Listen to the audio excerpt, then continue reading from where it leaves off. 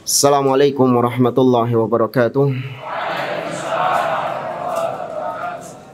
Innal hamdalillah nahmaduhu wa nasta'inuhu wa nastaghfiruh wa na'udzu billahi ta'ala min shururi anfusina wa min sayyiati a'malina.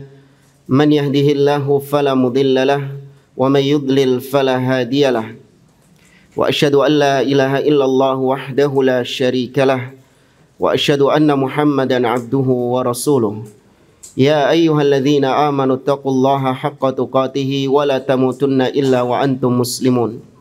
Ya ayyuhan nasu taqu rabbakumul ladzi khalaqakum min nafsin wahidah wa khalaqa minha zawjaha wa batha minhuma rijalan katsiran wa nisaa'a wattaqullaha alladzi tasaaluna bihi wal arham innallaha kana 'alaikum raqiba. Ya ayyuhalladzina amanu taqullaha wa qulu qawlan sadida yuslih lakum a'malakum wa yaghfir lakum dhunubakum wa may yuti'illaha wa rasulahu faqad faza fawzan 'azima.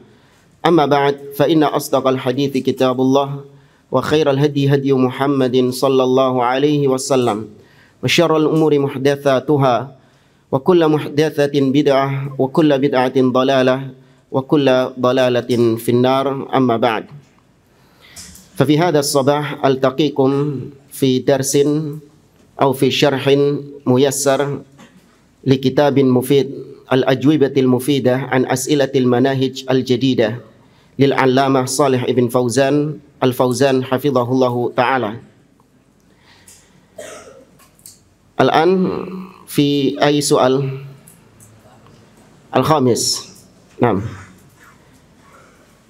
Baik, di pertanyaan yang kelima ini Syekh Shalih bin Fauzan hafizahullah ta'ala ditanya mana yang lebih berat azabnya, mana yang lebih keras siksanya, al-usatu amil mubtadi'ah, pelaku maksiat atau pelaku kebid'ahan. Secara asal maksiat itu masuk di dalamnya bid'ah juga, karena maksiat itu secara bahasa adalah durhaka kepada Allah Subhanahu wa ta'ala. Segala bentuk kedurhakaan kepada Allah, maka itu maksiat. Maka kesyirikan, kebid'ahan, dan perkara-perkara syahwat itu masuk di dalam maksiat.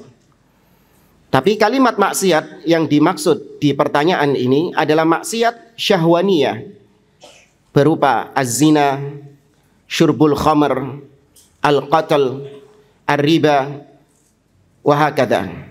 Itu yang dimaksud maksiat. Maka mana yang lebih parah siksanya, yang lebih dahsyat siksanya, pelaku maksiat atau pelaku kebid'ahan? Maka Asy-Syaikh menjawab, al-mubtadi'atu asyad. Pelaku kebid'ahan itu yang lebih parah siksanya, yang lebih berat dosanya. Ini hukum secara umum, tidak menunjuk kepada individu-individu tertentu. Ya, tidak menunjuk kepada person-person tertentu. Tapi di sini merujuk kepada keumuman bahwasanya kebid'ahan itu lebih dahsyat siksanya daripada maksiat. Kebid'ahan lebih buruk daripada kemaksiatan. Li'annal bid'ata asyaddu minal maksiyah. Karena bid'ah lebih jelek, lebih dahsyat, lebih buruk daripada kemaksiatan. Wal bid'ah ahabbu ila syaitan minal maksiyah. Kebid'ahan lebih dicintai oleh syaitan, oleh iblis daripada kemaksiatan. Li'annal 'asi yatubu. Karena orang yang bermaksiat itu masih memungkinkan, terbuka pintu lebar baginya untuk dia bertobat kepada Allah. Ammal mubtadi', adapun pelaku bid'ah, faqalilan ma yatubu, sedikit di antara mereka yang bertobat. Di sini ada footnote, catatan kaki dari Syekh Jamal Ibn Furaihan rahimahullahu ta'ala. Beliau menukil ucapan seorang ulama tabi'in, yaitu Sufyan Ats-Tsauri rahimahullahu ta'ala. Kata Al-Imam Sufyan Ats-Tsauri rahimahullah, al-bid'atu ahabbu ila iblis minal ma'siyah. bid'ah lebih dicintai oleh iblis daripada kemaksiatan. Fa innal ma'siyata yutabu minha wal bid'ah la yutabu minha. Karena kemaksiatan itu masih diharapkan bertobat darinya, sedangkan kebid'ahan itu sedikit orang yang bertobat dari kebid'ahan tersebut. Demikian juga Nabi SAW bersabda, Innallaha ihtajazal taubah an sahibi kulli bid'ah. Wa fi riwayah hatta yada'aha. Sesungguhnya Allah Subhanahu wa taala menutup, menghijabi tobat bagi setiap pelaku bid'ah sampai dia meninggalkan bid'ah tersebut. Bukan berarti Allah tidak menerima tobatnya ahli bid'ah, tapi antara pelaku bid'ah dengan tobat itu seperti ada hijab pemisah. Sehingga pelaku bid'ah tidak melihat tobat tersebut. Karena ada yang menutupi, dan Allah Azza wa Jalla yang menutupi tobat itu tadi. Berbeda dengan pelaku maksiat. Pelaku maksiat sudah melihat tobatnya, tinggal dia bertobat atau tidak. Tapi kalau pelaku bid'ah tidak melihat tobat itu karena ditutupi oleh Allah Subhanahu wa taala. Oleh karenanya, ketika pelaku maksiat disuruh untuk bertobat kepada Allah Subhanahu wa taala, maka mereka pun beristighfar, bertobat dan mengakui kesalahannya. Berbeda dengan pelaku bid'ah, ketika disuruh bertobat dari bid'ahnya, marah dia. Kenapa aku harus bertobat sedangkan aku berbuat kebaikan? Kenapa aku bertobat dari perbuatan yang baik ini? Karena namanya tobat itu harus ada triggernya. Trigger ini pemicunya. Nah, pemicu tobat adalah dia sadar bahwa apa yang dia perbuat itu salah. Selamanya tobat tidak akan diraih oleh seseorang kalau nggak ada hal yang ini, hal yang satu ini. Dia tidak menganggap apa yang dia lakukan itu keliru, maka sampai kapanpun dia tidak akan bertobat kepada Allah Azza wa Jalla. Maka pelaku zina, riba, khamr, mencuri, membunuh dan lain sebagainya, mereka semua sadar dan yakin apa yang mereka lakukan itu adalah kekeliruan, kesalahan. Sehingga mudah bagi mereka untuk bertobat kepada Allah Azza wa Jalla. Berbeda dengan kebid'ahan.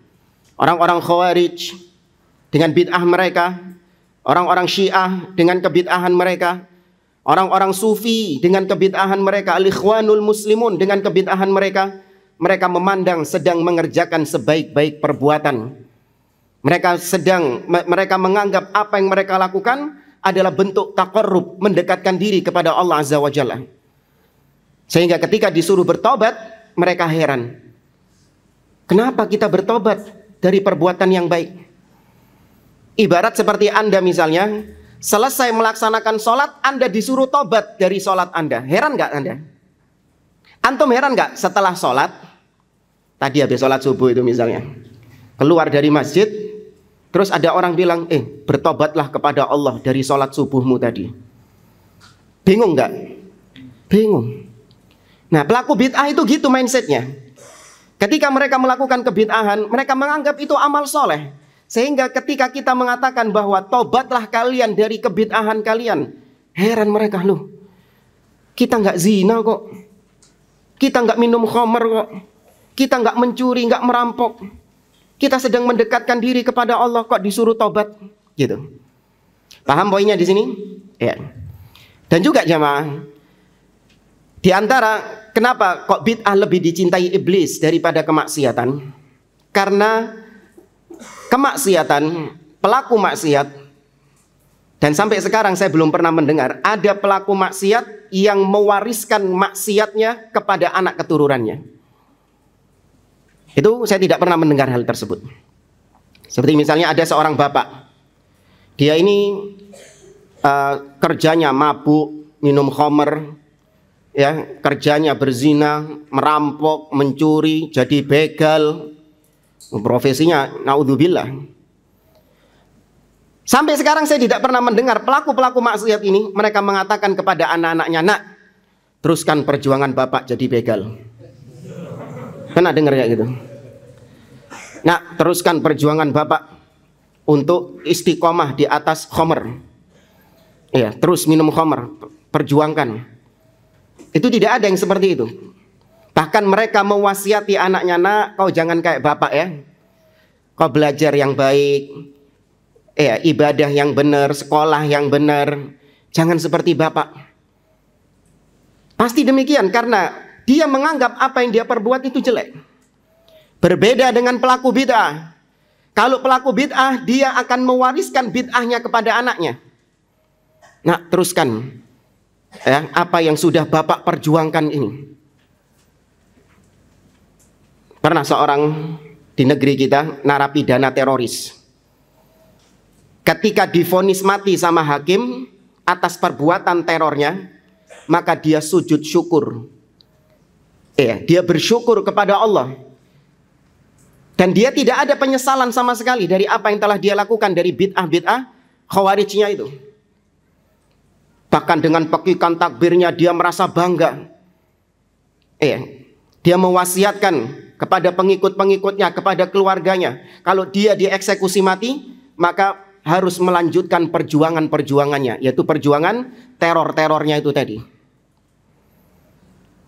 Nah, ini pelaku kebid'ahan lebih buruk daripada pelaku maksiat. Sejarah juga membuktikan, seperti misalnya terbunuhnya Ali bin Abi Thalib radhiyallahu taala anhu di tangan seorang khawarij di zaman tersebut. Man ismuhu? Qatilu Ali. Yarfa' yadahu. Al-jaizah baqiya. Naam. Man awalan? Tafadhal antum. Naam.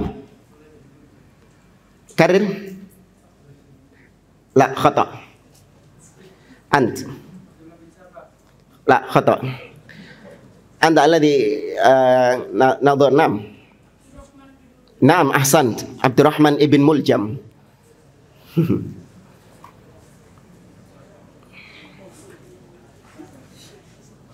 Qatilu Ali Abdurrahman ibn Muljam.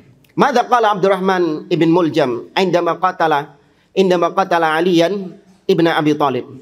Qara'a al-ayah. Huwa yaqra' al-ayah.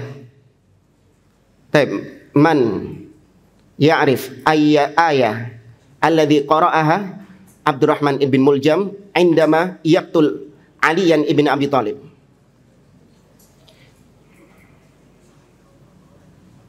Karir ma sami'at.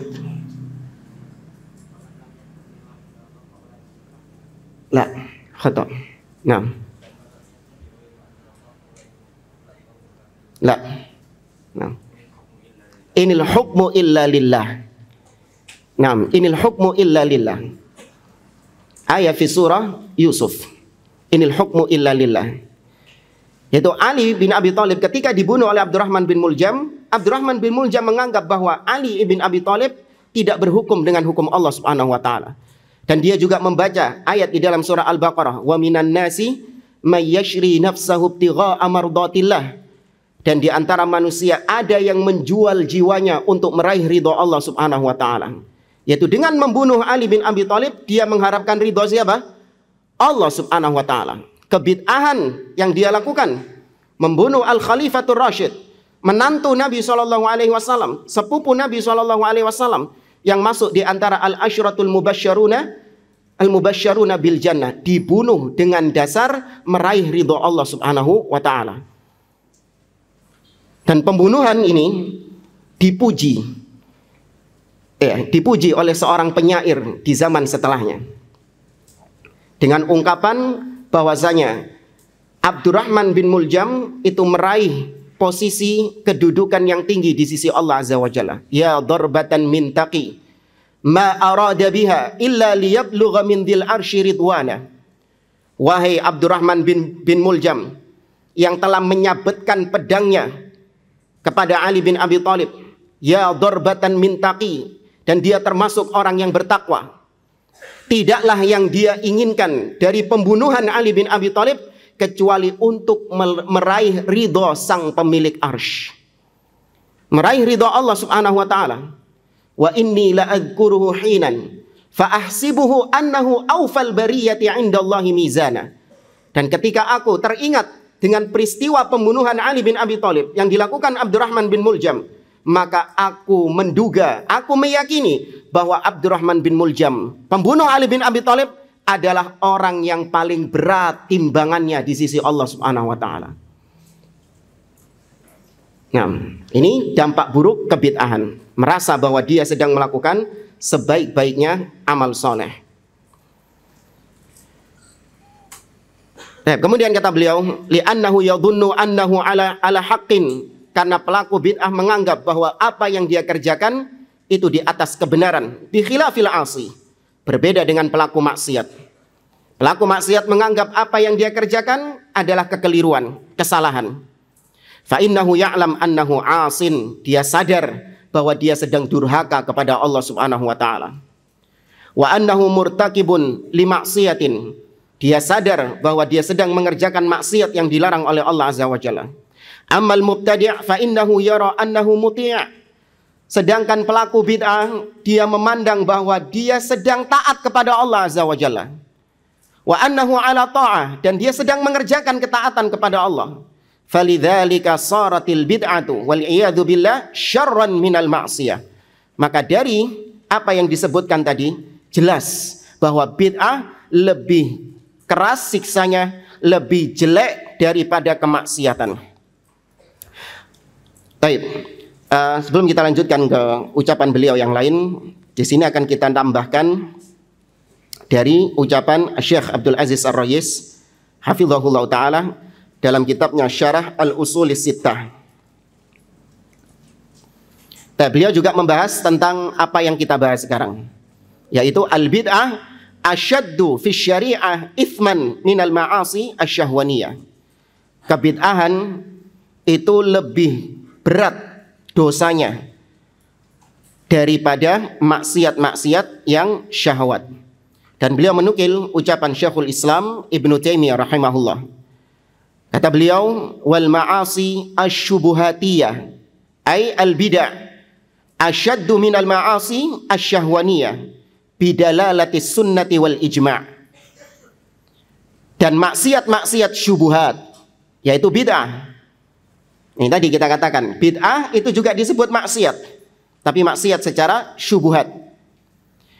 Kata Syekhul Islam, maksiat syubuhat, yaitu bid'ah, lebih jelek, lebih buruk daripada maksiat yang syahwat, dengan dalil-dalil as-sunnah dan dalil-dalil ijma'.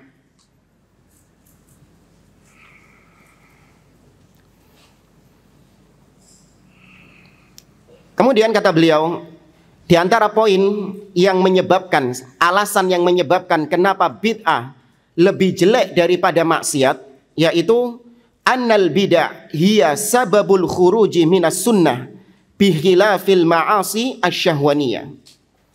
Bid'ah itu pelakunya dia itu antara dua hal. Ya, kebid'ahan itu pelakunya dia itu antara dua hal. Kalau enggak jadi ahlil bid'ah, maka jadi kafir. Ya, kebid'ahan itu mengeluarkan seseorang dari Islam, bisa mengeluarkan seseorang dari Islam, dan juga bisa mengeluarkan seseorang dari sunnah, menjadi ahlil bid'ah dia. Tergantung, makanya para ulama membagi bid'ah menjadi dua. Ada bid'ah mukaffirah dan bid'ah ghairu mukaffirah. Bid'ah yang mengeluarkan seseorang dari Islam dan bid'ah yang tidak mengeluarkan seseorang dari Islam. Man yadhkur al-amthilata min dhalik, amthilata min dhalik. Al-bid'ah al-mukaffirah wal bid'ah ghairul mukaffirah. Man yadhkur namudzajan min hataini al-bid'ataini.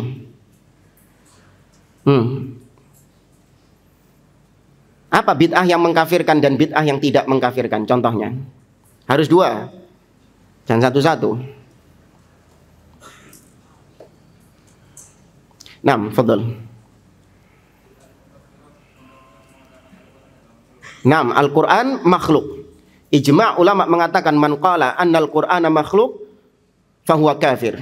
Barang siapa yang mengatakan Al-Quran itu makhluk, maka dia kafir. Kalau yang ghairu mukaffirah contohnya zikir berjamaah. Al-akhar, yang lain selain yang disebutkan. Nah, mengingkari asma wa sifat. Seperti apa misalnya? Karena mengingkari asma wa sifat itu bisa dengan takwil. Ya, bisa dengan takwil. Sedangkan takwil itu bid'ah ghairu mukaffirah. Nah, seperti Jahmiyah. Ya, kalau pengingkarannya seperti Jahmiyah, memang mengingkari secara kulli, secara total, itu bid'ah mukaffirah. Kalau yang ghairu mukaffirah, selain yang anak sebutin tadi.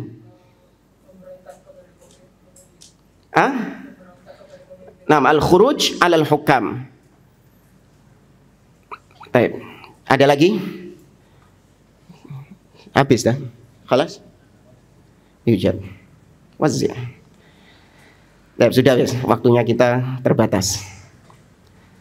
Berbeda dengan kemaksiatan, kata beliau, fa innaha laysat sababan lil khuruji minas sunnah. Maksiat itu bukan sebab seseorang keluar dari sunnah, dan bukan pula sebab seseorang dia keluar dari Islam. Sepakat para ulama, maksiat selama tidak ada keyakinan halal dari pelakunya, tidak ada istihlal, menganggap bahwa maksiatnya itu halal dalam agama, maka maksiat ini bisa mengeluarkan seorang dari Islam enggak? Jamaah, maksiat apabila dikerjakan oleh seseorang, pelakunya kafir atau muslim? Muslim, tapi muslim naqisul iman, muslim yang kurang imannya. Faqad yakunu rajulu sunniyan salafiyan wa huwa zanin wa syaribun lil khamr. Bisa jadi ada seorang ahlus sunnah, seorang salafi, namun dia jatuh dalam perbuatan zina, dan dia tetap salafi. Dan bisa jadi ada seorang ahlus sunnah, seorang salafi, dia jatuh dalam perbuatan minum khamr, dan dia tetap ahlus sunnah. Ingat, ini hanya menjelaskan, mengkomparasikan, membedakan, membandingkan antara maksiat dengan bid'ah. Jangan dianggap terus perbuatan maksiat ini jadi halal, kemudian bermudah-mudahan dalam bermaksiat. Tidak. Dua-duanya ini buruk di dalam agama, dosa besar di dalam agama, baik maksiat ataupun bid'ah. Jangan menganggap, oh nggak apa-apa Ustaz, kan katanya tadi meskipun minum khamar tetap salafi, meskipun zina tetap salafi. Iya, tapi tetap dosa, hati-hati. Jangan bangga terus tetap salafi terus diampuni dosanya gitu. Nggak kena dosa gitu. Meskipun melakukan perbuatan dosa apapun, selama dia salafi berarti dia kebal dari dosa. Tidak. Ini kita sampaikan agar kita tidak bermudah-mudahan. Baik maksiat ataupun kebid'ahan, dua-duanya jelek. Lakin la yakunu sunniyan salafiyan mubtadi'an. Kata beliau, bisa jadi tadi seorang salafi itu jatuh dalam kemaksiatan dan dia tetap salafi. Tapi tidak mungkin ada seorang salafi yang jatuh dalam kebid'ahan. Itu nggak terjadi. Maksudnya tidak terjadi apa? Seorang salafi ketika jatuh dalam kebid'ahan berarti dia keluar dari ahlus sunnah, menjadi ahlil bid'ah. Kemudian kata beliau, ditegaskan lagi bahwa bid'ah lebih buruk daripada kemaksiatan. Itu dari beberapa sisi. Di antaranya bahwa bid'ah, anna lil bid'ati ma'alat. Bid'ah itu ada konsekuensi-konsekuensi yang buruk yang tidak dimiliki oleh maksiat. Kelaziman, lawazim. Ya, kelaziman-kelaziman dari bid'ah tersebut. Yang pertama, yaitu takdzibu qaulihi ta'ala. Pelaku bid'ah itu disadari atau tidak, diakui atau tidak sama pelakunya, kelazimannya dia itu sedang mendustakan firman Allah, al-yauma akmaltu lakum dinakum. Paham nggak maksudnya jamaah? Ya, pelaku bid'ah disadari atau tidak, dia sedang mendustakan firman Allah, hari ini telah aku sempurnakan bagi kalian agama kalian. Ketika dia melakukan bid'ah, maka seharusnya dia menganggap bahwa agama ini belum sempurna. Sehingga perlu adanya inovasi-inovasi baru, tambahan-tambahan di dalam agama. Seandainya dia meyakini agama ini sudah sempurna, maka nggak perlu ada tambahan-tambahan demikian. Kemudian kelaziman yang kedua dari bid'ah, bahwasanya anna Nabiya sallallahu alaihi wasallam lam yukmilir risalah. Pelaku bid'ah itu disadari atau tidak, diakui atau tidak, dia itu sedang meyakini bahwa Nabi itu tidak belum selesai menyampaikan agama ini. Masih ada agama ini yang belum disampaikan oleh Nabi SAW. Nabi meninggal dalam keadaan belum sempurna menyampaikan agama ini. Dan ini tuduhan keji kepada Nabi. Makanya Imam Malik bin Anas rahimahullah ta'ala mengatakan, "Faman ibtada'a fil islami bid'atan yaraha hasanatan faqad za'ama anna Muhammadan sallallahu alaihi wasallam khanar risalah."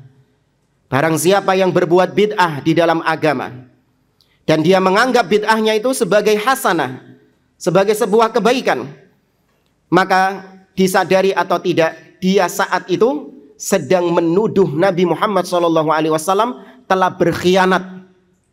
Lianna Allah Ta'ala yaqul, karena Allah mengatakan al-yauma akmaltu lakum dinakum. Pada hari ini telah aku sempurnakan bagi kalian agama kalian. Antum tahu bagaimana kisahnya ayat ini ketika turun? Ya, Nabi SAW bertanya kepada para sahabatnya, ala hal ballaghtu. Wahai para sahabat, sudahkah agama ini aku sampaikan kepada kalian semuanya? Semua sahabat ketika itu yang hadir di Arafah ketika haji, mereka mengatakan bala ya Rasulullah, sudah ya Rasulullah. Tidak ada satu yang mengatakan belum ya Rasulullah, ada bagian agama yang belum kau sampaikan. Tidak. Mereka semua sepakat Nabi sudah menyampaikan agama ini. Maka kemudian Nabi SAW mengisyaratkan jari telunjuknya ke atas sebagai isyarat bahwa Allah Azza wa Jalla berada tinggi di atas. Kemudian Nabi mengatakan, Allahumma syhad, ya Allah persaksikanlah. Maksudnya aku sudah tuntas menyelesaikan misiku sebagai seorang Nabi. Semua wahyu yang kau turunkan kepadaku sudah aku sampaikan semuanya. Nggak ada yang disembunyikan sama Nabi. Wah, ini nggak usah disampaikan wis. Nanti saya dibully nanti saya dicaci maki nih. Wis ini nggak usah wis. Kayak ahli bidah itu, kalau berdakwah disortir dulu. Wah, ini jangan disampaikan yang syirik ini. Jangan dijelaskan tentang bid'ah ini. Kenapa? Nanti saya dibully. Nanti saya dicaci maki, kehilangan jamaah, kehilangan followers, kehilangan subscribers, kehilangan viewers dan yang lain. Nggak mau disampaikan. Ya. Nabi enggak dapat wahyu dari Allah disampaikan sama Nabi SAW. Allah memerintahkan itu di dalam firman-Nya. Ya ayyuhar rasul, balligh ma unzila ilaika min rabbik. Wa illam taf'al fama ballaghta risalatah. Wahai Rasul, sampaikan apa yang diwahyukan Allah kepadamu. Sampaikan kepada manusia. Kalau engkau tidak menyampaikan satu saja, maka kau dianggap tidak menyampaikan semuanya. Nah, ketika Nabi mengatakan Allahumma syhad, ya Allah persaksikanlah, dan Allah menurunkan firman-Nya, al-yauma akmaltu lakum dinakum, pada hari ini aku sempurnakan bagi kalian agama kalian, maka ini menunjukkan bahwa Nabi sudah menyempurnakan Islam, dan kesempurnaan Islam sudah dilegalisir sama Allah, sudah ditetapkan sama Allah Subhanahu wa taala. Terus kemudian setelah Nabi wafat, muncul ahli bid'ah, ya, ngarang-ngarang syariat, ngarang-ngarang akidah, ngarang-ngarang ibadah. Oh, berarti Nabi belum selesai tadi menyampaikan wahyunya Allah. Dan Allah juga salah, gesusu nurunkan firman-Nya. Berarti yang disalahkan siapa berarti? Dua, Allah dan Rasul yang disalahkan. Nabi masih belum menyampaikan wahyu, Allah gesusu nurunkan al-yauma akmaltu lakum dinakum. Paham jamaah? Ya, ini tuduhan keji. Kemudian Imam Malik menutup ucapannya dengan mengatakan, "Fama lam yakun yauma idzin dina, fala yakunul yauma dina." Apapun yang bukan termasuk bagian agama Islam ketika ayat ini turun, yaitu ketika peristiwa Haji Wada di hari Arafah 9 Dzulhijjah tahun 10 Hijriah. Apapun yang bukan termasuk bagian agama ketika ayat ini turun, maka sampai detik ini dan sampai hari kiamat tidak akan pernah bisa masuk bagian dari agama Islam. Meskipun dimasuk-masukkan sama manusia. Dipaksa-paksakan masuk, ini bagian Islam, ini bagian Islam, tidak. Ini diantara keburukan bid'ah. Kemudian kita tambahkan diantara keburukan bid'ah yang tidak dimiliki oleh maksiat.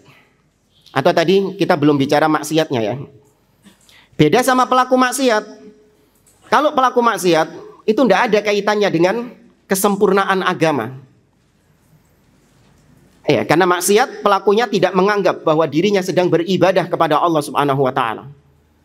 Sehingga nggak ada kaitannya dengan al-yauma akmaltu lakum dinakum. Ingat ya, ini kita bukan membela pelaku maksiat. Jangan diartikan nanti kita lebih pro kepada pelaku maksiat, bukan. Ini kita ingin membandingkan antara dua kejelekan, mana yang lebih jelek. Karena namanya kejelekan bertingkat-tingkat. Kalau mau kita tambahkan diantara bahaya bid'ah yang tidak dimiliki oleh maksiat, bahwasanya bid'ah pelakunya itu terancam amalannya nggak diterima sama Allah Subhanahu wa taala. Ada kebid'ahan yang amalannya nggak diterima sama Allah Azza wa Jalla. Seperti diantara dalilnya sabda Nabi SAW, man amila amalan laisa alaihi amruna fahuwa raddun. Riwayat Imam Muslim dari Aisyah radhiyallahu taala anha. Ini amalan bid'ah tidak diterima. Tapi ada juga kebid'ahan yang menyebabkan semua amalannya tidak diterima sama Allah Azza wa Jalla. Ini bid'ah yang mukafirah. Seperti misalnya yang pertemuan lalu kita sebutkan tentang hadis Abdullah bin Umar yang bertemu dengan dua orang tabi'in, yaitu Yahya bin Ya'mar dan Humaid bin Abdurrahman al-Himyari. Kata Abdullah bin Umar, fa idza laqitahum fa akhbirhum anni bari'un minhum wa hum bura'u minni walau anna ahadahum anfaqa mithla uhudin dhahaban ma qabilallahu minhu hatta yu'mina bil qadar. Seandainya mereka menginfakkan emas sebesar gunung Uhud, maka Allah tidak akan menerima mereka sampai mereka beriman dengan takdir. Amalannya nggak diterima sama Allah Azza wa Jalla. Gara-gara bid'ahnya dia menolak takdir. Kemudian diantara keburukan bid'ah yang tidak dimiliki oleh orang-orang, ini nggak tahu nomor berapa ini, karena banyak referensi di sini soalnya nggak pakai nomor-nomor. Antum yang nyatet kasih nomor sendiri. Diantara keburukan bid'ah yang tidak dimiliki oleh maksiat adalah pelaku bid'ah. Pelaku kebid'ahan terancam diusir dari telaga Nabi SAW. Ini sebagaimana hadis yang diriwayatkan oleh Al-Imam Al-Bukhari. Di dalam sahihnya Nabi SAW mengatakan, ana faradtukum alal haud. Aku menunggu kalian di telagaku. Faman warada faqad syariba, wa man syariba lam yatma abadan. Barang siapa yang mendatangi telaga, maka dia akan meminum air telaga itu. Dan barang siapa yang meminum air telaga, maka dia tidak akan kehausan selama-lamanya. Wala yaridanna alayya aqwamun a'rifuhum wa ya'rifunani. Dan akan ada sekelompok kaum yang mendatangi telagaku. Aku mengenal mereka sebagai umatku, sebagaimana mereka mengenalku sebagai nabi mereka. Thumma yuhalu baini wa bainahum. Tapi kemudian mereka ini yang datang ke telaga dicegah, dihalangi, gak bisa masuk. Dan Nabi SAW mengatakan ummati, ummati. Karena Nabi nggak tahu kenapa kok mereka dicegah. Itu umatku, itu umatku. Maka dikatakan kepada Nabi SAW, innaka la tadri ma ahdathu ba'dak. Atau dalam riwayat yang lain, innaka la tadri ma baddalu ba'dak. Sesungguhnya kau wahai Muhammad tidak mengetahui apa yang diada-adakan oleh mereka sepeninggalmu. Ihdath, bid'ah di dalam agama. Sesungguhnya kau tidak mengetahui mereka ini sudah merubah-rubah agamamu sepeninggalmu. bid'ah dalam agama, merubah-rubah syariat Nabi SAW. Dan ini dalil kalau Nabi tidak mengetahui kondisi umatnya setelah beliau wafat. Nabi nggak tahu apa yang dilakukan oleh umatnya.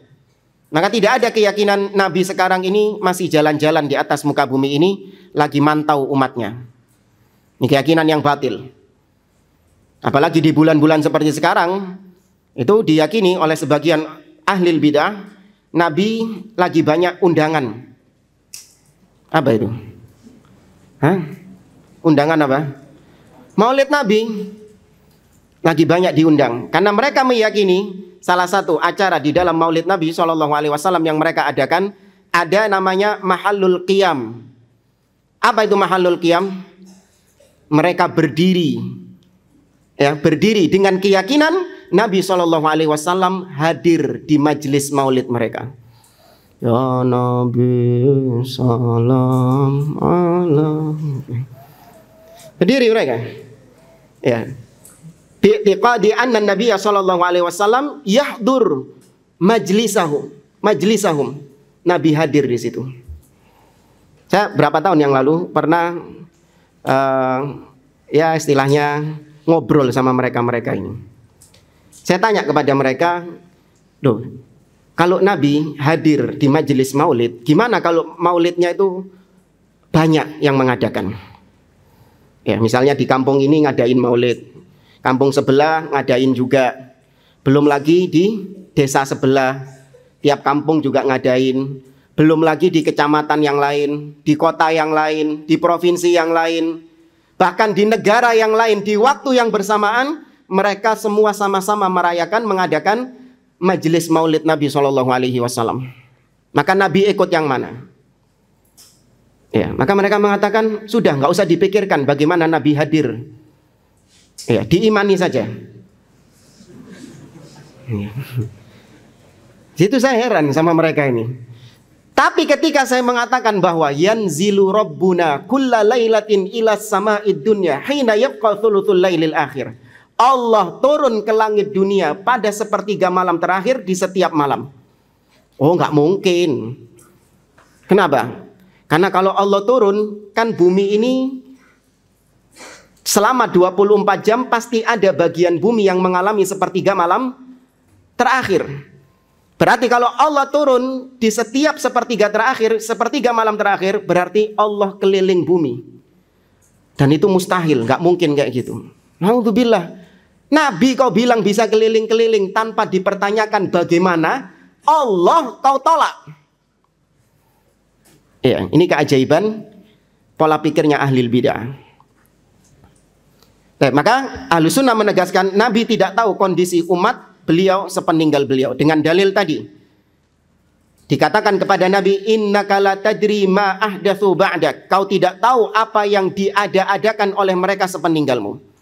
Maka ketika Nabi tahu bahwa mereka ini adalah ahlul bidah, maka nggak dibela lagi sama Nabi. Sebelumnya dibela, Nabi masih mengatakan ummati, ummati, itu umatku. Tapi ketika Nabi tahu kalau mereka pelaku bid'ah, belenek Nabi SAW. Apa belenek? Muak. Nabi mengatakan suhkon, suhkon liman baddala ba'di. Menyingkirlah, menyingkirlah bagi mereka-mereka yang merubah-rubah agama sepeninggalku. Diusir. Ya, maka pelaku bid'ah terancam diusir dari telaga Nabi SAW. Kemudian di antara keburukan bid'ah bahwasanya kebid'ahan itu bisa memecah belah umat.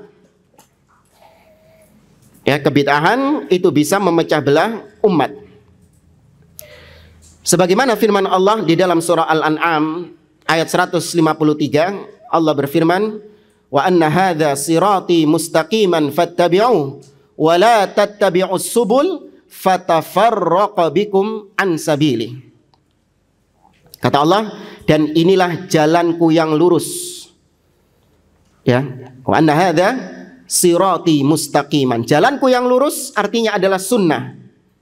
Fattabi'u, ikuti sunnah itu, jalan yang lurus itu. Wala tattabi'us subul, dan jangan kalian mengikuti as-subul, jalan-jalan yang banyak. Ditafsirkan oleh para ulama dari kalangan tabi'in seperti Mujahid, Abul Aliyah dan yang lainnya, as-subul artinya al-bid'ah wasyubuhat. Ya, as-subul artinya adalah bid'ah-bid'ah dan syubhat-syubhat. Maka jangan kalian mengikuti bid'ah-bid'ah itu. Apabila kalian mengikutinya, fatafarraqa bikum an sabili. Kalian akan terpecah belah, tercerai-berai dari jalan Allah Subhanahu wa taala. Ini keburukan bid'ah bisa memecah belah umat. Kita kembali ke materi kita di kitab Al-Ajwibatul Mufidah.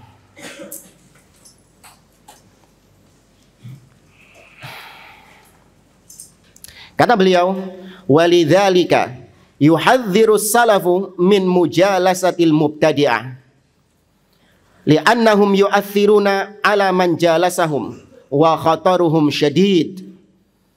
Oleh karena dampaknya bid'ah itu sangat berat, maka para salaf terdahulu mereka memperingatkan kaum muslimin untuk tidak duduk bermajlis bersama ahli bid'ah.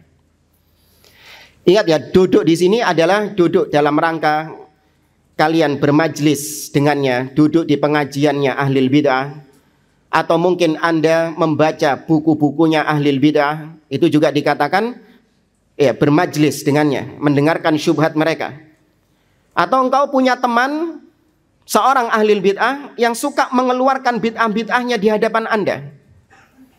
Ya, meskipun bukan dalam bentuk pengajian, tapi bentuk duduk-duduk biasa. Tapi dia ngoceh tentang bid'ahnya. Dia mengeluarkan syubhat-syubhat bid'ahnya. Maka jangan duduk lagi sama dia. Karena mereka ini, kata beliau, yu'athiruna ala man jalasahum. Mereka ini pasti akan memberikan pengaruh kepada orang-orang yang duduk bersamanya. Dan bahaya mereka sangatlah dahsyat. Kita baca footnote di sini. Di poin yang footnote nomor 15. Qala Al-Hasanul Basri rahimahullahu ta'ala. Berkata Al-Imam Al-Hasan Al-Basri rahimahullahu ta'ala, la tujalis sahiba bid'atin fa innahu yumarridu qalbaka. Kata beliau, jangan engkau bermajlis dengan pelaku bid'ah. Karena bermajlis dengan pelaku bid'ah itu bisa membuat hatimu berpenyakit, yaitu kemasukan syubhatnya. Kalau Anda tahu teman Anda ini punya penyimpangan-penyimpangan, maka jangan duduk bersama dia. Meskipun dia nggak buka majelis pengajian. Ya kan yang dilarang itu pengajiannya, Ustaz. Enggak cuma pengajiannya tok. Orang-orang biasa selama dia ini punya kebid'ahan dan dia ini mengeluarkan kebid'ahannya, maka jangan duduk bersama orang-orang tersebut. Ini sering disalahpahami, duduk bersama ahli bid'ah itu. Sampai ada ahli bid'ah yang gerah dengan pembahasan ini. Dilarang duduk bersama ahli bid'ah. Oh, gimana itu? Salafi gak boleh duduk dengan ahli bid'ah. Ribet hidupnya. Mau naik pesawat, dilihat dulu. Wah, ini ada ahli bid'ah gak ini ya? Ternyata dia dapat kursi sebelahnya ahli bid'ah. Di pesawat itu minta tuker, gak mau duduk di situ. Diganti kursinya, dapat ahli bid'ah juga, minta tuker lagi. Wis, gak jadi naik pesawat, naik bis, naik kereta. Podo duduk di sebelahnya ahli bid'ah gitu. Gak gitu konsepnya. Ya, hanya lama-kelamaan dia duduk di dekatnya pilot nanti. Ya. Setelah dicek juga pilotnya ahli bid'ah. Hanya dilempar sama pilotnya. Nggak gitu konsepnya. Ya, duduk bersama ahli bid'ah yaitu dalam rangka engkau mendengarkan syubhat-syubhat bid'ahnya. Itu yang terlarang. Kata Al-Hasan Al-Basri rahimahullah, fa inna firqatan najah wa hum ahlus sunnah ma'murun bi'adawati ahlil bid'ah. Sesungguhnya al-firqatun najiyah, ahlus sunnah, itu diperintahkan dalam syariat untuk bermusuhan dengan ahlil bid'ah. Harus memusuhi ahlil bid'ah. Ingat, memusuhi di sini bukan berarti menzalimi, beda. Bisa dibedakan nggak? Menzalimi sama memusuhi Beda. Kita diperintahkan memusuhi, yaitu kita barok, berlepas diri dari mereka. Tidak mau ikut-ikutan mereka dalam perkara-perkara bid'ahnya. Bukan terus memusuhi dalam artian ketemu sama ahli bid'ah, ditampar mukanya. Pek. Ya, musuh sama ahli bid'ah. Enggak gitu. Dipukul mukanya. Prek. Enggak. Anda berlepas diri dari bid'ahnya. Anda enggak mau ikut-ikutan bid'ahnya. Tapi tetap Anda berbuat adil kepada ahli bid'ah, tidak mendoliminya. Jangan terus kalau utang sama dia enggak dibayar. Kenapa? Ahli bid'ah. Enggak, haram. Nyolong itu. Ya, hatta sama orang kafir juga demikian. Kita diperintahkan di dalam syariat memusuhi orang-orang kafir, naam, namun tidak mendolimi mereka. Ya, tidak boleh mendolimi orang-orang kafir tersebut. Tapi kita berlepas diri dari kekufuran mereka, dari akidah-akidah mereka. Ya, kita tidak support dan tidak mau ikut-ikutan dalam apapun yang berkaitan dengan agama mereka. Kemudian kata beliau, wat tasyridi bihim, dan kita diperintahkan di dalam syariat untuk menghalau dakwah-dakwah mereka. Ya, untuk menghalau, atau tasyrid juga bisa artinya lari dari mereka. Ya, tasyrid, ada syarrada. Kalau bahasa orang-orang Ampel, sarot. Ya, apa sarot? Kabur dari mereka. Wat tankili biman hasya ila jihatihim bil qatli famaduna, dan menghukum orang-orang yang mengarah kepada kebid'ahan terkadang dengan dibunuh atau hukuman-hukuman yang lain. Awas. Perhatikan di sini. Ya, di sini beliau mengatakan terkadang sikap ahlus sunnah kepada ahli bid'ah dihukum dan hukumannya terkadang dibunuh. Khusus bagi siapa ini? Waliul amr, khusus bagi pemimpin. Ya, awas, ketemu ahli bid'ah tahu-tahu dizalimi sampai dibunuh, anak nggak bertanggung jawab.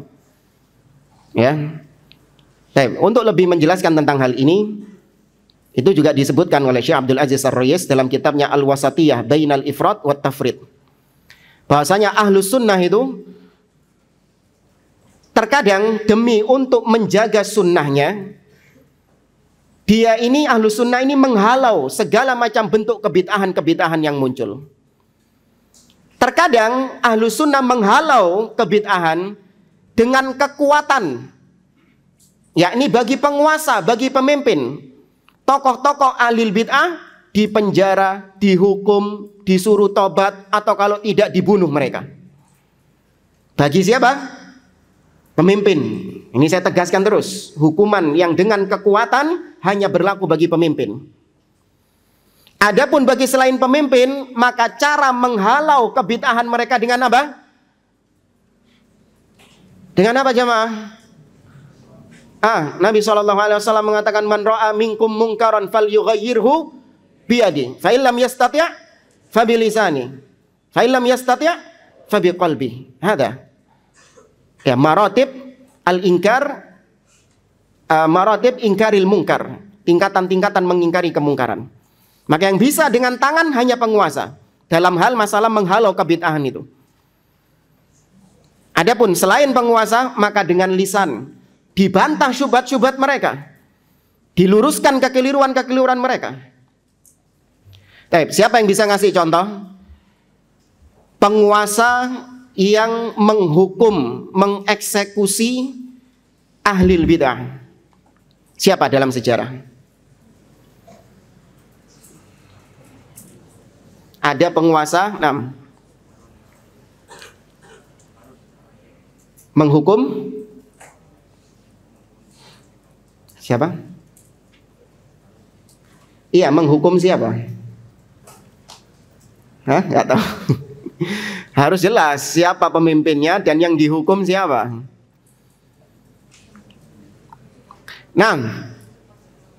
Umar ibn Khattab menghukum siapa? Siapa tadi katanya? Sabir. Barakallahu fiik. Sahih. Umar ibn Khattab menghukum Sabir ibn Aislin dipukul pakai pelepah kurma sampai berdarah-darah. Hasbuka ya Amirul Mukminin, hasbuka ya Amirul Mukminin, qad dhahaba anni. Wahai Amirul Mukminin, cukup sudah. Syubhatnya sudah keluar dari kepalaku. Dipukul sampai bercucuran darah, mukanya darah semuanya. Itu kepada Sobih ibn Islin yang memang suka menyebarkan syubhat di tengah-tengah kaum muslimin ketika itu. Demikian juga apa yang dilakukan oleh seorang gubernur di Irak, yaitu Khalid bin Abdullah Al-Qasri, yang mengeksekusi Al-Ja'ad ibn Dirham. Ketika kapan dieksekusi? Idul Adha. Ketika hari raya Idul Adha, Khalid bin Abdullah Al-Qasri mengatakan, ayyuhan nas duhu taqabbalallahu duhayakum. Wahai sekalian manusia, sembelihlah hewan-hewan kurban kalian. Semoga Allah menerima sesembelihan kurban kalian. Fa inni mudahhin bi Ja'ad ibn Dirham. Sedangkan aku sekarang akan menyembelih Ja'ad ibn Dirham. Li'annahu za'ama anna Allah lam yattakhid Ibrahim khalilan wa lam yukallim Musa taklima. Karena dia mengatakan bahwa Ibrahim itu bukan kekasih Allah dan Allah tidak pernah berbicara kepada Musa. Fanazala minal mimbar fadzabahahu. Maka dia pun turun dari mimbar dan disembelih di hadapan manusia.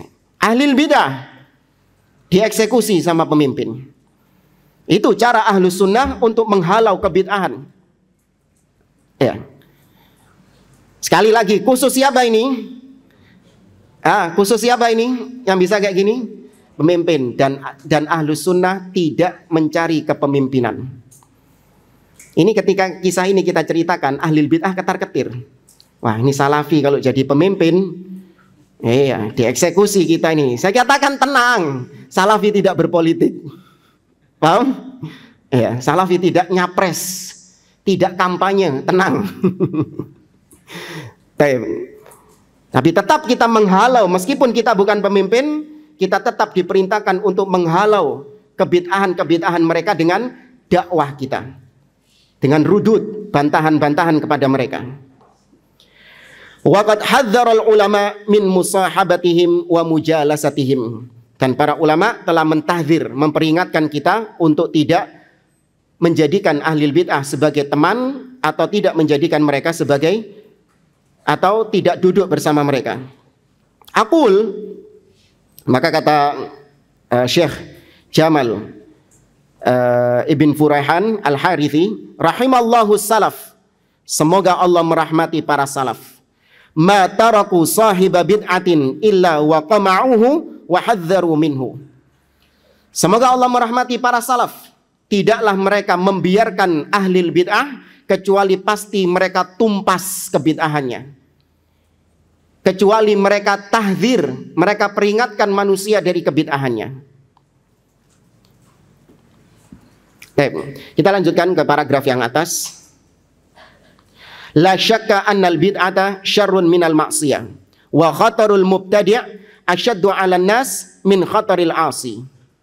Tidak diragukan lagi bahwa kebid'ahan lebih jelek daripada maksiat, dan bahaya ahlil bid'ah lebih dahsyat kepada manusia daripada bahayanya pelaku maksiat. Walihada qala salaf, oleh karenanya para salaf mengatakan iktisadun fi sunnatin khairun min ijtihadin fi bid'atin.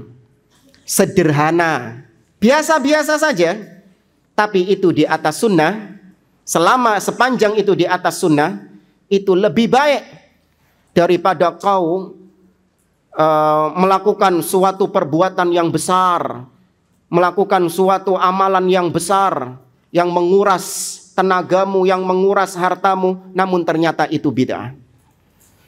Lebih baik santai tapi di atas sunnah daripada ngoyo. Apa ngoyo? Antum tahu ngoyo kan? Pakai O bukan pakai U. CC loh, lain loh. Ngoyo nih, ngoyo CC. Apa sih ngoyo ini? Ya segitulah, antum tahu lah. Nanti yang nggak tahu kasih tahu temannya. Daripada ngoyo tapi di atas kebid'ahan. Di sini ada footnote juga dari Syekhul Islam Ibnu Taimiyah rahimahullah taala.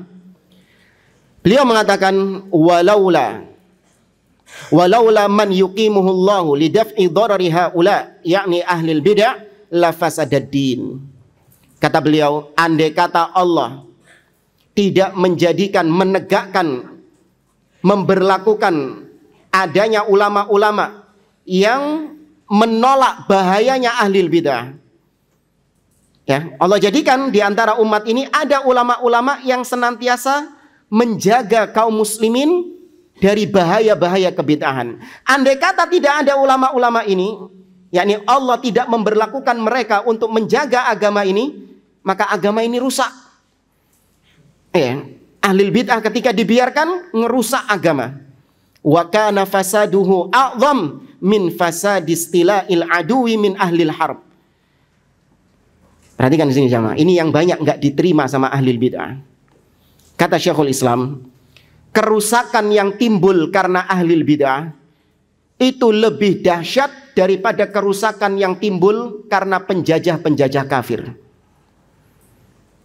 Kerusakan yang timbul karena ahlul bid'ah lebih dahsyat kerusakannya daripada kerusakan yang ditimbulkan oleh para penjajah-penjajah kafir yang menjajah kaum muslimin.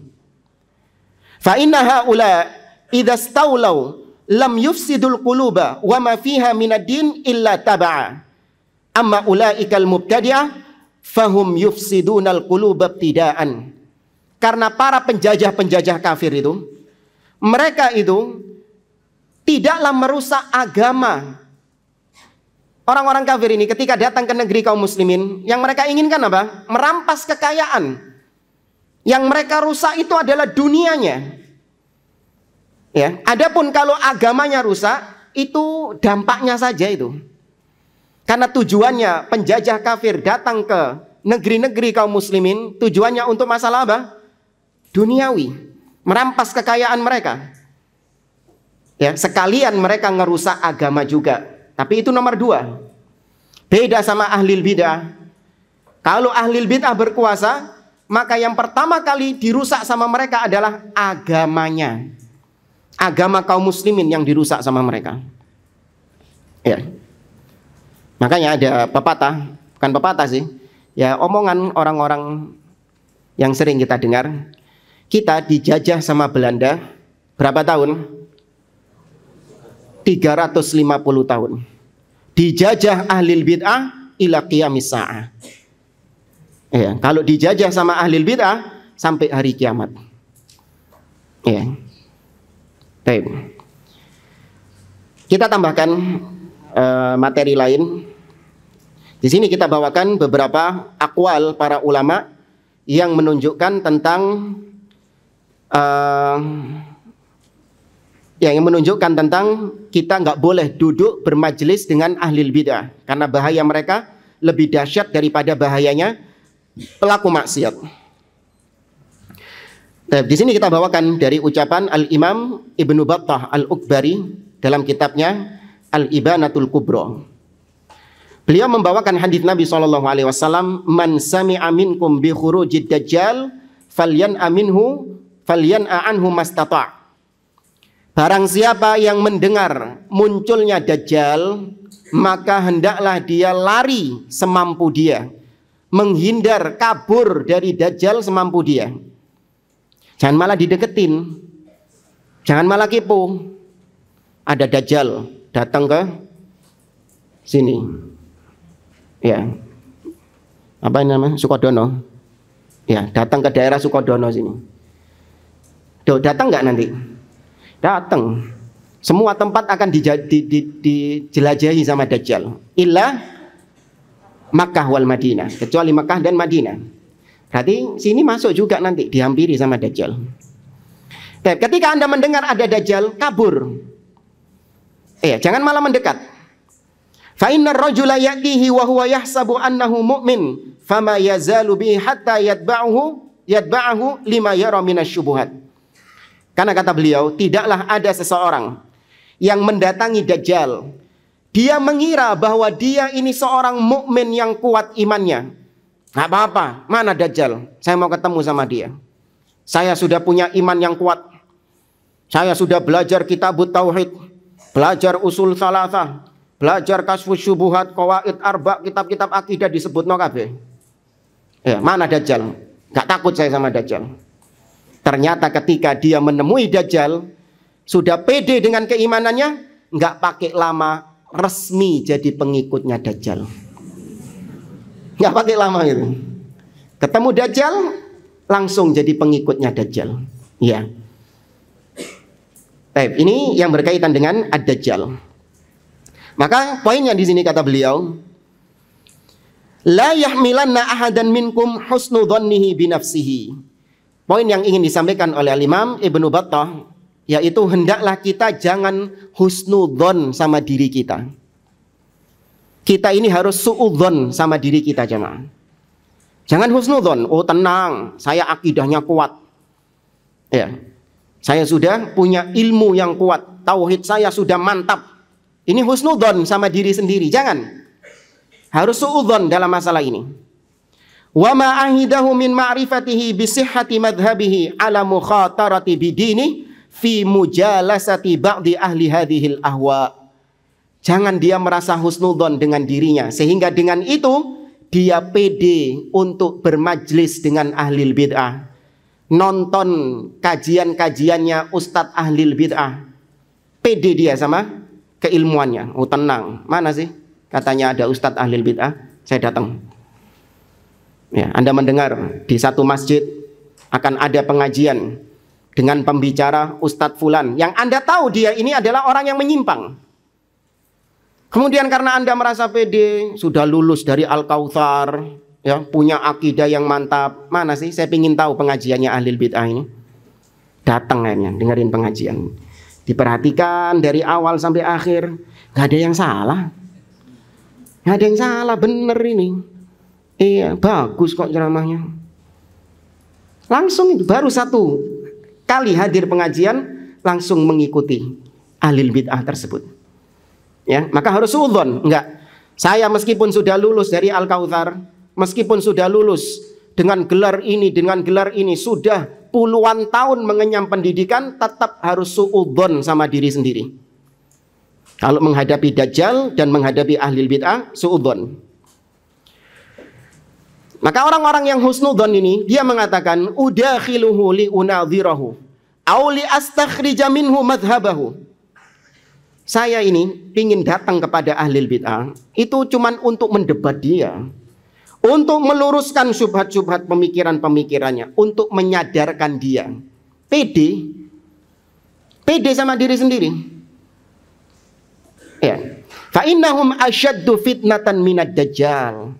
Karena ahli bid'ah itu fitnahnya lebih dahsyat daripada Dajjal. Bukan anak yang ngomong. Siapa tadi? Al-Imam Ibnu Battah Al-Ukbari. Dan itu disepakati oleh para ulama. Ahli bid'ah fitnahnya lebih dahsyat daripada Dajjal. Karena beberapa alasan. Yang pertama, Dajjal muncul hanya di akhir zaman. Ya, sedangkan ahli bid'ah munculnya kapan? Setiap zaman. Kemudian yang kedua, Dajjal, ini Dajjal yang akbar ya, bukan Dajjal-Dajjal yang kadzabun, bukan. Karena ada Dajjal kecil-kecil, tukang-tukang dusta, dukun, peramal, itu Dajjal juga, nabi-nabi palsu. Tapi yang dimaksud di sini Dajjal yang akbar, yang muncul di akhir zaman, yang termasuk di antara asyratus sa'ah al-kubra, tanda kiamat besar. Tapi Dajjal cuman berapa jumlahnya? Satu. Iya, satu. Beda sama Ya'juj dan Ma'juj. Kalau Ya'juj dan Ma'juj kaum, banyak jumlahnya. Tapi kalau Dajjal satu orang saja. Min Bani Adam, dari Bani Adam. Sedangkan ahli bid'ah berapa jumlahnya? Ada yang pernah sensus? Hah? Banyak. Kalau bahasa Surabayanya telecean. Nah, telecean? Iya. Bertebaran di mana-mana. Yang ketiga, Dajjal nggak bisa masuk Mekah dan Madinah. Sedangkan ahli bid'ah keluar masuk Mekah Madinah. Coy jamaah. Ahli bid'ah keluar masuk Mekah dan Madinah, bebas berkeliaran di sana. Yang keberapa sekarang? 4. Dajjal lebih dahsyat daripada ahli bid'ah, yaitu Dajjal ciri-ciri fisiknya sudah disabdakan oleh Nabi SAW dengan detail. Ya, kakinya letter O, ya, kemudian badannya besar, kemudian juga rambutnya keribu, kemudian matanya buta sebelah, ya, akwar ainil yumna, mata kanannya buta. Ya. Kemudian maktubun baina ainaihi kafir, tertulis di antara kedua matanya kafir. Cirinya sudah disebutkan Nabi SAW. Sehingga orang yang bertemu dengan Dajjal, dengan berdasarkan ciri-ciri yang disebutkan Nabi, dia tahu kalau ini Dajjal yang disabdakan Nabi SAW. Bahkan yang ami, yang nggak bisa baca tulis, langsung tahu dan bisa membaca kafir yang tertulis di kedua matanya Dajjal itu tadi. Sedangkan fisiknya, ciri fisiknya ahli bid'ah gimana? Kurang lebih sama kayak antum. Jenggotan juga, ada yang jenggotan. Celananya juga cingkrang. Pakai gamis juga, pakai peci juga. Apa ahli bid'ah ada tandanya di antara kedua matanya? Maktubun baina ainaihi bid'ah. Gitu? Tertulis di antara kedua matanya bid'ah itu. Tidak. Ya. Maka dari ciri-ciri ini ahli bid'ah itu lebih dahsyat fitnahnya daripada Dajjal. Wa kalamuhum alsaq minal jarab. Ucapannya ahli bid'ah itu lebih lengket daripada panu. Pernah tahu penyakit panu? Ya, itu lengket nggak? Bisa diambil nggak? Hah? Nggak bisa. Nah, ucapannya ahli bid'ah lebih lengket daripada itu. Lebih membekas di hati. Wa ahraqulil qulubi minal lahab. Ucapannya ahli bid'ah lebih cepat membakar hati daripada kayu bakar. Walaqad ra'aitu jama'atan minan nas kanu yal'anunahum wa yasubbunahum fajalasuhum ala sabilil inkar waraddi alaihim fama zalat bihimul mubasatatu wa khafyul makri wa daqiqul kufri hatta sabau ilaihim. Kata Imam Ibnu Battah, dan aku melihat ada sebagian orang ahlus sunnah, ada sebagian orang-orang salafi ahlus sunnah yang suka melaknat ahli bid'ah, mencela ahli bid'ah, mengingkari kebid'ahan mereka. Tapi ternyata dia nekat untuk duduk bersama ahli bid'ah. Nekat dia bermajlis dengan ahli bid'ah. Awalnya untuk mengingkari ahli bid'ah langsung. Tapi ternyata karena seringnya bertemu antara dia dengan ahli bid'ah, terjalin hubungan harmonis. Terjalin hubungan harmonis. Awalnya mengingkari, mencela, menjelekkan ahli bid'ah, karena seringnya ketemu, terjalin hubungan harmonis hatta sabau ilaihim. Nggak pakai lama dia gabung dengan ahli bid'ah itu. Apalagi kalau ahli bid'ahnya baik. Makanya hati-hati, antum harus punya prinsip. Ketika Anda diberi kebaikan sama orang, tetap pertahankan akidah. Jangan Anda lemah gara-gara kebaikan-kebaikan orang-orang tersebut. Sehingga Anda mentolerir bid'ah-bid'ahnya. Sehingga Anda mengamini bid'ah-bid'ahnya. Jangan.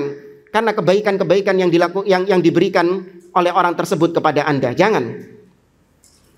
Saya kasih gambaran ya. Terus Anda bayangkan Anda mengalami ini. Bagaimana sikap Anda? Ada seorang ahli bid'ah. Dia ini baik luar biasa kepada Anda. Anda dikasih rumah. Masya Allah.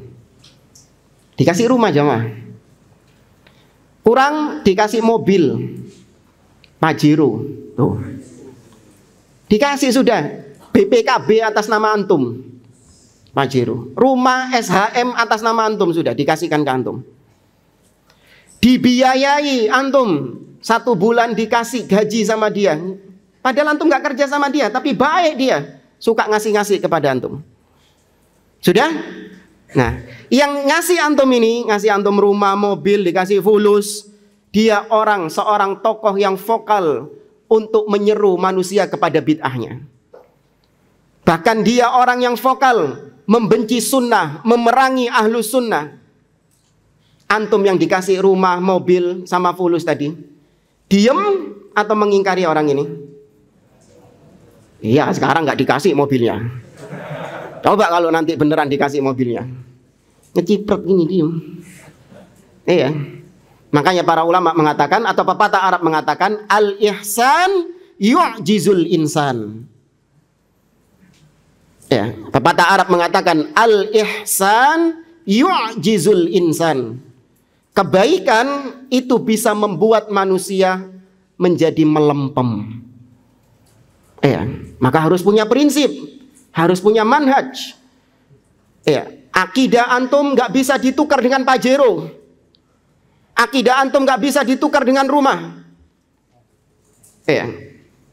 Jangan takut dibilang, wah kok air susu dibalas air tuba. Jangan takut. Itu prinsip Anda dalam beragama. Paham jamaah? Antum nanti keluar dari sini, keluar dari Al-Kautsar, antum menjadi dai, akan ada hal-hal seperti ini. Ada orang-orang yang menampakkan kebaikan kepada antum, tapi ketika dia melakukan kemungkaran, antum diem, bahkan mengikuti kemungkarannya karena nggak enak, sungkan. Saya sudah banyak mendapatkan kebaikan dari dia. Jangan. Ya, ini kita nggak ngajari antum terus akhirnya nggak menghargai pemberian orang, tidak. Ya, selama dia memang di atas kebaikan, hargai pemberiannya. Ya, berbuat baik kepada dia. Dan salah satu perbuatan baik antum kepada dia adalah dengan antum tidak mengikuti kesesatan-kesesatannya. Ya. Kurang berapa menit? Khalas? Sudah. Baik. Tapi ini mungkin bisa kita sampaikan. Wallahu a'lam bishawab. Hal min soal.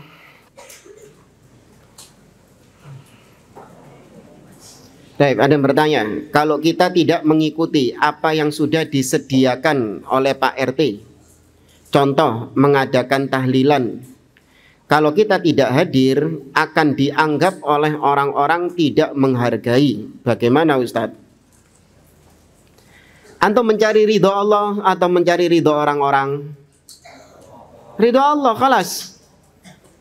Ya, sedangkan berbuat baik kepada orang-orang gak harus dengan cara antum ikut bid'ahnya.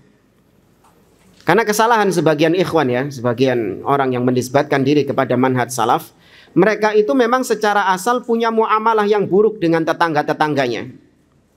Memang punya muamalah yang buruk dengan tetangganya. Mungkin tidak pernah berbagi kepada tetangganya, tidak pernah memperhatikan tetangganya, mungkin ada yang kelaparan, ada yang kesusahan, nggak pernah dihiraukan sama dia. Tapi ketika ada undangan yang di situ kebid'ahan, dia tidak mau ikut. Maka orang-orang selama ini sudah terbangun mindsetnya bahwa orang ini memang orang yang buruk, nggak pernah menghargai orang. Maka coba kalau Anda punya muamalah yang baik dengan tetangga, antum punya makanan, kasih tetangga. Ya, nggak apa-apa meskipun dia ahli bid'ah, dia ini orang yang mungkin bahkan kafir sekalipun, kasih. Antum punya makanan, masalah-masalah duniawi. Ya, antum bantu mereka. Ketika ada mereka yang kelaparan, mungkin ada yang terlilit hutang, antum bantu. Sehingga ketika ada kebid'ahan yang diadakan dan antum nggak hadir, antum tetap terpandang sebagai orang yang baik. Ya. Tetap pegang prinsip tidak menghadiri kebid'ahan tersebut. Nah, wallahu a'lam. Cukup jamaah. Taib hada lil usbu'il ati insyaallah. Taib aku qouli hada wa sallallahu ala nabiyyina Muhammad wa ala alihi wa sahbihi ajma'in. Wa akhiru da'wana anil hamdulillahi rabbil alamin. Wassalamualaikum warahmatullahi wabarakatuh.